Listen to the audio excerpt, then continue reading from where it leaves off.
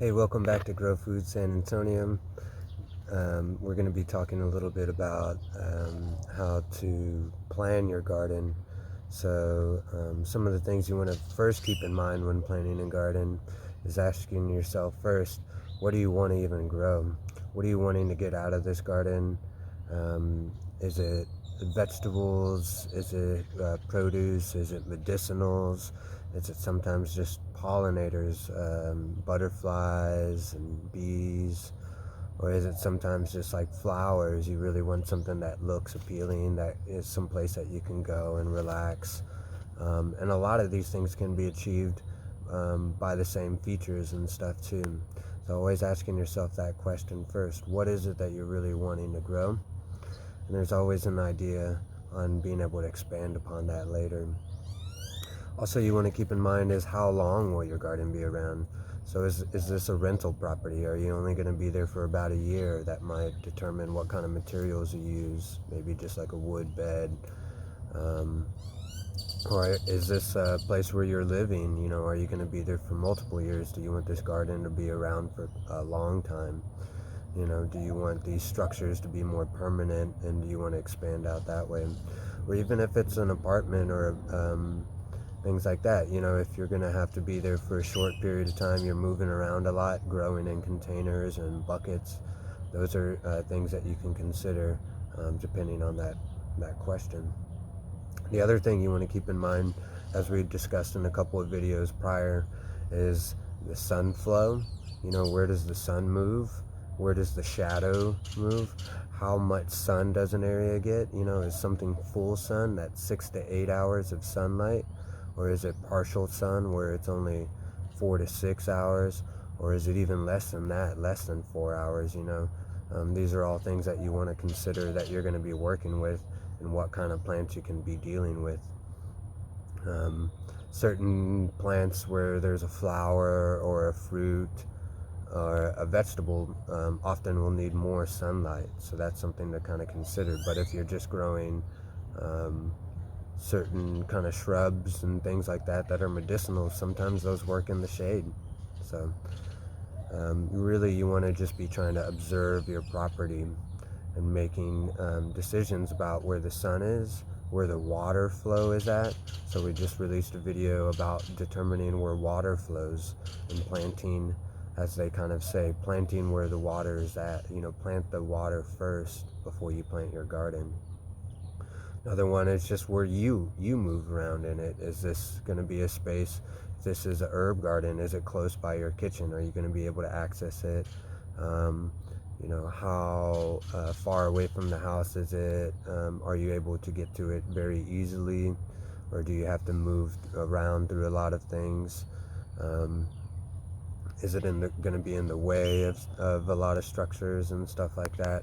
Animal flows is another thing. Do you have pets? Are they going to interact with this? Are they going to become a nuisance to the garden? Do you have to have it behind a fenced area? Or can this garden be out in the open? Or maybe a raised bed is tall enough for the pet not to come in. Cats or other kinds of animals that move around in there. A lot of people even have to deal with deer and things like that. So there's a lot of ways to work this into the consideration. Putting up plants that repel deers or things like that. Thorny plants, stuff like that. So those can all really help change your design. Understanding sometimes where the wind flow is. You know, you can block it with trees and things like that too.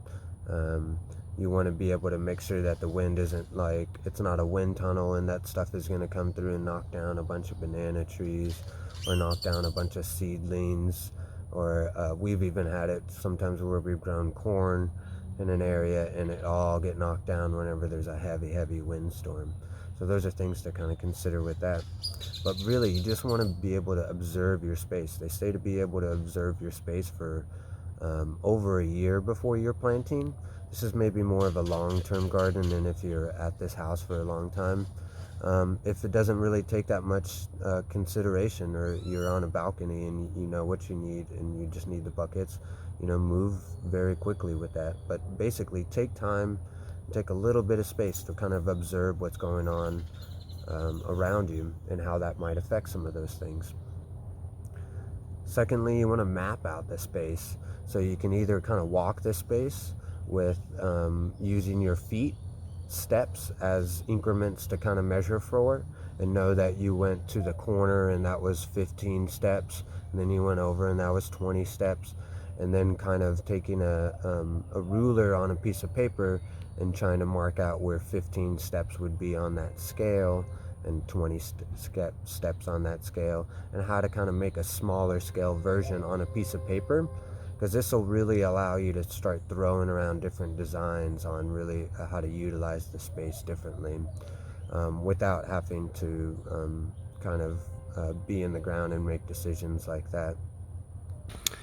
So whenever you're making a map of your property, you want to start off kind of with your base map here. So this is different measurements that I've taken around the property that I'll kind of use to indicate whenever I'm scaling this down onto a page. And so I can take this base map and then I can work on designs around and kind of look at how to use the various areas here. So there's several designs that I kind of came up with, and the one that I actually implemented was more like this, where there is native plants and annual beds, and then native beds. That would be off irrigation, and then these would be on irrigation. You know, same thing with kind of working with designs for my back. Even as designing just simple things like where this rain tank was, trying to get the measurements right and make sure that I had the spacing correct, how it attached to the house, and the overall base map design that it kind of lays out in comparison to the garden. You can also start forming lists, so fruit trees that you may be interested in that you wanted to incorporate, other kinds of plants and information about them that might be useful, and start storing these all in just a little garden folder. That's the best way to kind of really get started and to kind of start getting organized. Next, you want to gather materials.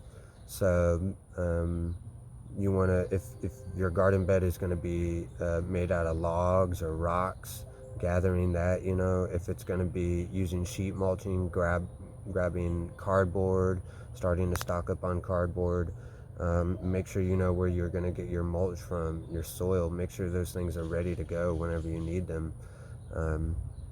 There's also kind of like gathering leaves, you know, gathering those maybe earlier in the season, anticipating that you're going to be using them for the garden later on. So make sure that you're grabbing and storing some of these materials prior as you're making these decisions and kind of working on some of the plan. This won't happen overnight, and it's best to really kind of do slow and steady solutions and make sure that things are kind of getting figured out and that you're working through some of the kinks of some of these ideas. The next one is just building. So after you've gone through some of this process of really kind of understanding and observing your property, it's really time to build. This is a good opportunity to invite some friends and have them come over and kind of like a barn raising, you know, you have them interact and learn and use the space and sometimes get inspired too. It's real easy to get burned out with some of the load of work that is there, so really invite other people to join you and make this more of a community effort. There's other programs like Food Not Lawns and things like that, where there's people that go out in communities and help build, or you can create this kind of structure yourself with neighbors, you know, building with them, and then they can come over and build with you. After you've run maybe some time of growing in that space, the last kinds of things that you want to do is you want to continuously be planning and continuously be accepting feedback and testing the site. So you really want to be trying to understand, you know, was this too much in the sun? Was these plants getting burned? Did plants slightly over a little bit in the shade work out better? Do I need to maybe move this garden bed the next year? Was it too wet over here? Was things boggy? Did things rot? because they didn't drain properly. These are all kinds of different things that you want to consider, and you want to accept the feedback whenever you're doing these tests. And you want to make sure that you learn from these processes and change the design in the future to help improve those learning and all those things that you've been experiencing with.